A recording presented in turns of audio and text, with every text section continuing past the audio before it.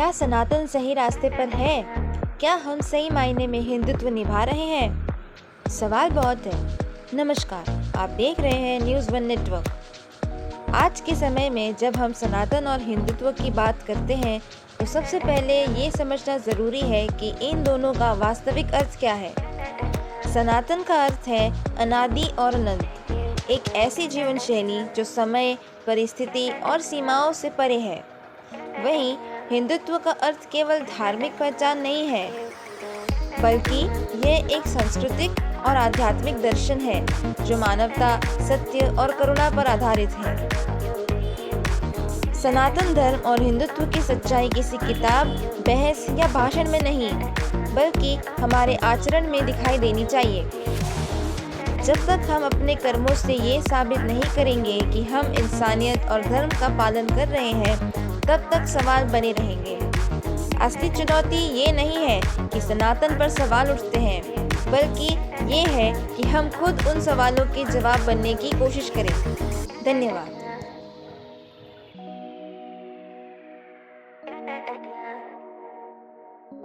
नमस्कार दोस्तों, आज मैं उपस्थित हूँ यहाँ पे अपना चनौद गांव के ये सिद्ध अपने जो हनुमान दादा का मंदिर है जो बहुत प्रसिद्ध है, काफ़ी पुराना ये इच्छा पूर्ति मंदिर है। यहाँ पे हमें ना कि सिर्फ हनुमान दादा बल्कि शनिदेव महाराज भी विराजमान है और यहाँ के गांव के लोगों की इतनी आस्था है इसमें कि जो अगर हम वर्णन करने जाएँ तो हमारे शब्द भी कम पड़ जाएंगे।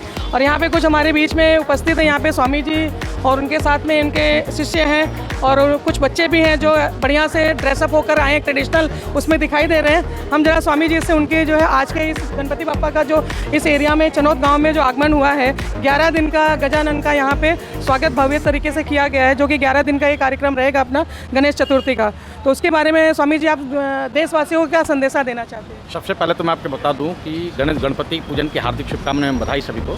और मैं आपको बता दूं कि जितने भी विद्यार्थी बैठे हैं ये सभी वैदिक विद्यार्थी हैं, वेद पढ़ते हैं। क्या बात है, बहुत बहुत सराहनीय विद्यालय है सिलवासा में, जहाँ के सभी विद्यार्थी हैं और उनके प्रधानाचार्य यहाँ बैठे हैं मिस्टर प्रवीण शास्त्री जी, ये उनके अध्यापक हैं। तो ये कोई ट्रेडिशनल ड्रेस पहन के आए हुए बच्चे नहीं है, ये सब पंडित हैं जिसके पढ़ाई कर रहे हैं वेद का। वेद के विद्यार्थी, वेद की शिक्षा ले रहे सारे बच्चे यहाँ पे जी। बहुत ही बढ़िया। मतलब आज हमारा जो कि अगर देखा जाए जो आज के जो युवा पीढ़ी हैं वो सारे जो सोशल मीडिया की तरफ आकर्षित हो रहे हैं, वहाँ पे एक दूसरा एक हमें अद्भुत नज़ारा और ऐसे बच्चे देखने को मिले कि जो हमारे वैदिक के तरफ अपना जो है रास्ता चुन करके और उनके जो आप अपने शिष्य के बारे में, बच्चों के बारे में कुछ कहना चाहेंगे? आपने क्या शिक्षा देते, किस तरह की मतलब मार्गदर्शन? यह उमा काव्य विद्यालय से RR केवल में संपन्न है और यहाँ पर यजुर्वेद का जो 4 वेद होते हैं उसमें अपने जो 4 वेद होते हैं उसमें से यजुर्वेद की पढ़ाई होती है, उनको शिक्षा दिया जाती है और गुरुकुल का जो भी अतिरिक्त नियमावली होती है इनके साथ यह सारी शिक्षा वहाँ पर प्रदान की जाती है। बहुत बढ़िया, बहुत अद्भुत ये दृश्य हमें देखने मिल रहा है। आपका परिचय दीजिए। मेरा नाम अवधेश पांडे है, मैं यहाँ से हूँ, हनुमान जी का शिष्य हूँ और सभी के साथ भक्तों के साथ सेवा में प्रगल रहता हूँ। बहुत बहुत धन्यवाद। स्वामी जी, एक प्रश्न है मेरा कि आज आप देख रहे होंगे कि जो ये कलयुग चल रहा है, इसमें जो हमारी युवा पीढ़ी है जो भ्रमित हुई है, मतलब अपने जो युवा पीढ़ी को उनको कुछ मार्गदर्शन नहीं हो रहा है कि उन्हें किस मार्ग पे जाना है, क्या करना है, वो अपना भविष्य पूरा अंधकार में डाल रहे हैं। आज देख रहे हैं सोशल मीडिया से माध्यम से जो है हम उनको उस मतलब जो भटके हुए लोग हैं उनको हम कैसे वापस ला सकते हैं और हमारे जो वेद हैं, हमारी संस्कृति, हमारी सभ्यता है, चाहे वो लड़के हों या लड़कियां, खास करके लड़कियों के लिए भी, तो आप अपनी तरफ से उन्हें कोई समाज को कोई संदेश देना चाहेंगे? देखिए, समाज को संदेश देने का सबसे बड़ा कारण ये है कि आज अगर समाज को अगर आप सही धारा में लेके जाते हैं तो लोग बोलते हैं कि हमारी मर्जी हम जो भी करें।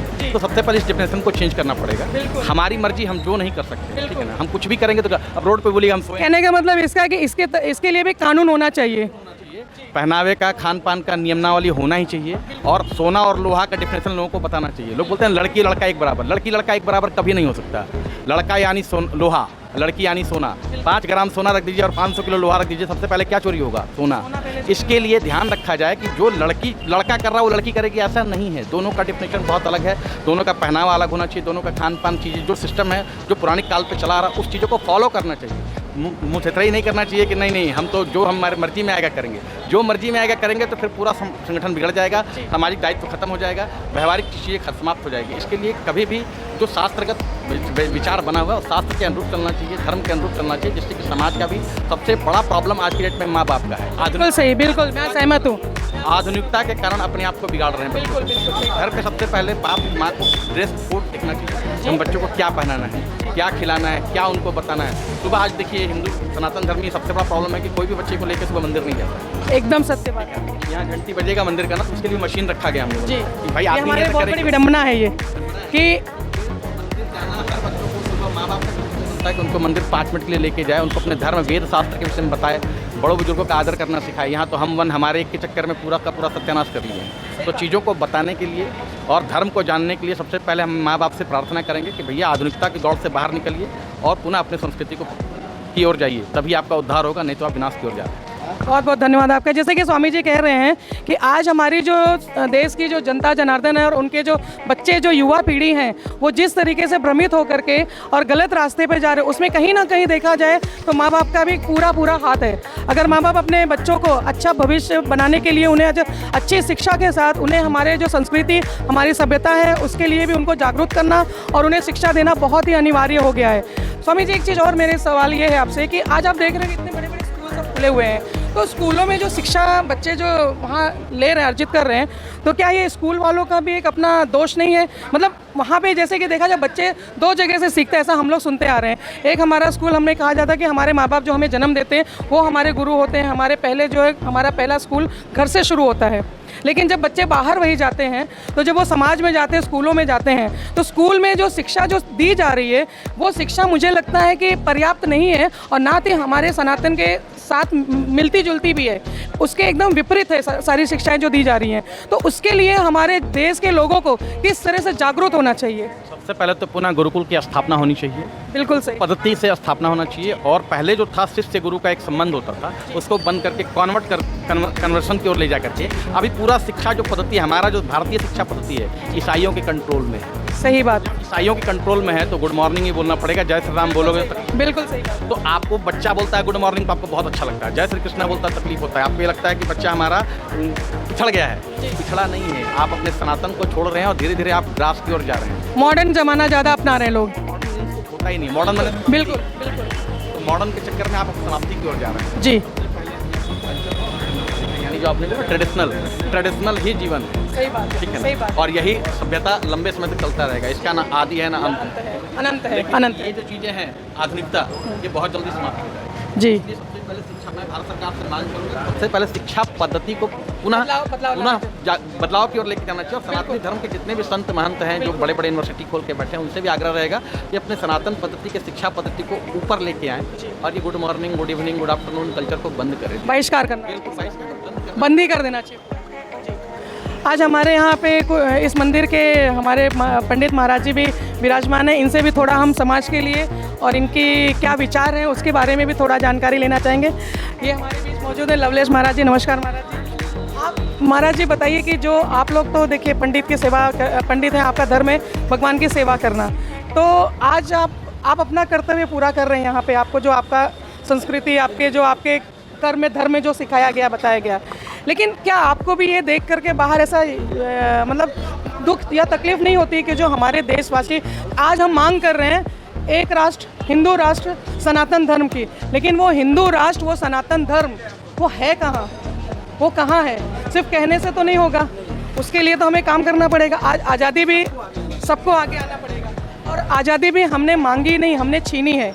हमने उसके लिए कितने मतलब बलिदान दिए हैं, संघर्ष किए हैं हमारे पूर्वजों ने, तब जाके हमें आज़ादी मिली है। नहीं तो हम आज अंग्रेजों और मुगलों के चंगुल में रह जाते। तो हम कब जागेंगे? लोग बोलते हैं जागो जागो, कब जागेंगे और उन्हें कौन आके जगाएगा? क्यों हिंदू सो रहा है?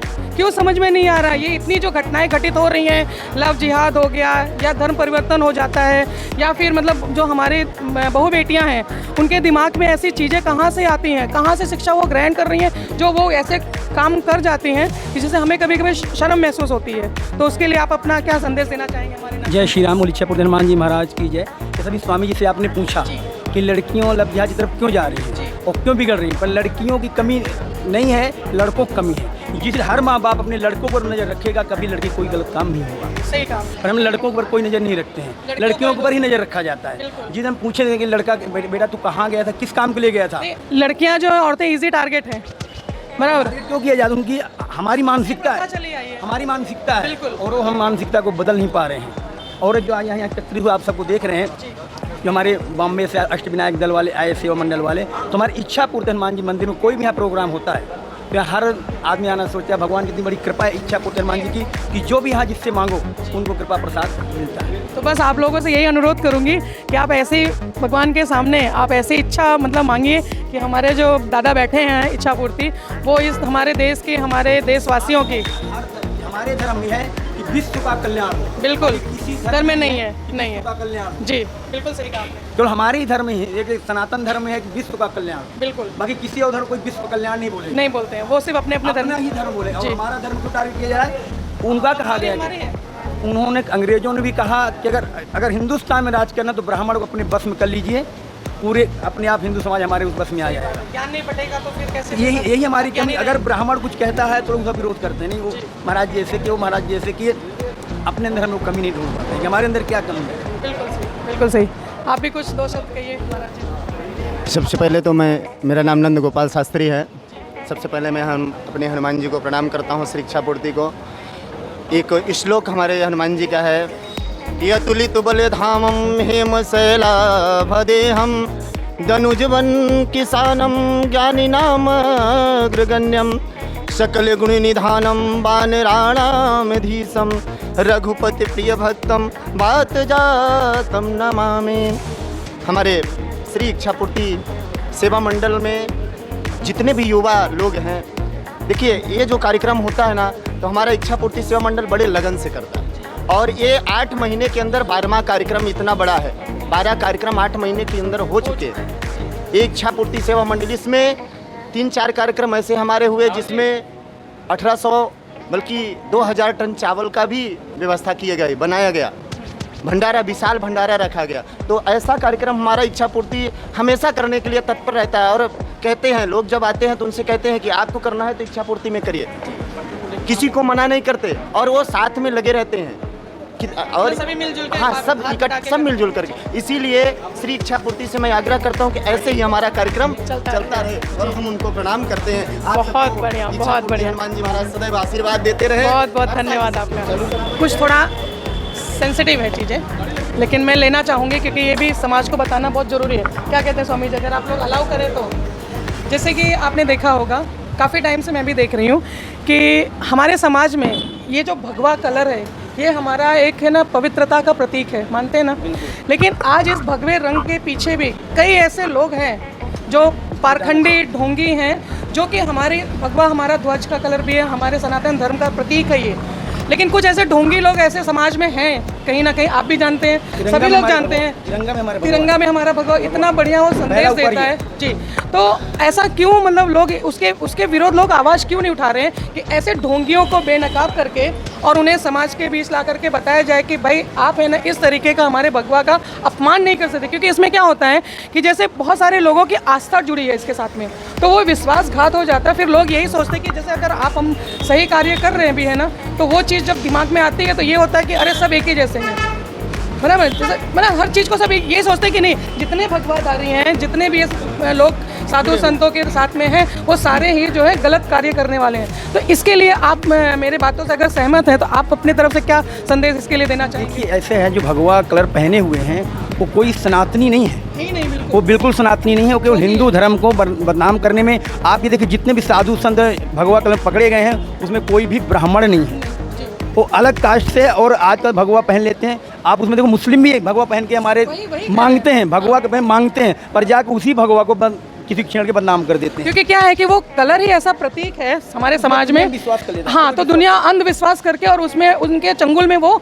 आ ही जाते हैं। और आजकल दूसरा चीज़ और एक भी गौ रक्षक की बातें भी बहुत की जाती हैं, गौ रक्षक, बेटी रक्षक, ये वो सब बातें सिर्फ होती हैं। लेकिन आज आप देख रहे हैं गौ रक्षक के नाम पर भी कहीं ना कहीं आप देखिए समाज में लूटपाट ये चीज़ें चल रही है। तो ऐसे लोगों को क्या करना चाहिए, किस तरीके से इनको बेनकाब करना चाहिए? कुछ इसमें गौ रक्षक नकली लोग हैं जो एक उनके गौ के नाम पे अपना एजेंडा सेट कर रखे हैं और उसमें छीना झपटी करते हैं। पर उनको नकली कैसे पहचाना जाए, उसके लिए बहुत बड़ा अपना हिंदू धर्म उसमें साथ आए तो पहचान सकते हैं, और एक आदमी नहीं कर सकता उसमें। हम यही कह सकते हैं जितने भी हमारे संगठन हैं, इन सबको एक होकर के, एकजुट होकर के और इस लड़ाई को लड़नी पड़ेगी। तो बिल्कुल इसमें कंट्रोल कर सकते हैं। जी, धन्यवाद। स्वामी जी आपके? मैं तो यही कहूँगा कि भगवा में नहीं, हर चीज़ों में। आज मैं देखा कि पत्रकारों का भी ये बता पाना कि असली पत्रकार है नकली पत्रकार ही कैसे प्रूव करेंगे। तो सबसे पहला काम है गवर्नमेंट को कानून बनाने का, हर चीज़ का एक ड्रेस कोड डिसाइड करने का, आइडेंटिफाई डिसाइड करने का।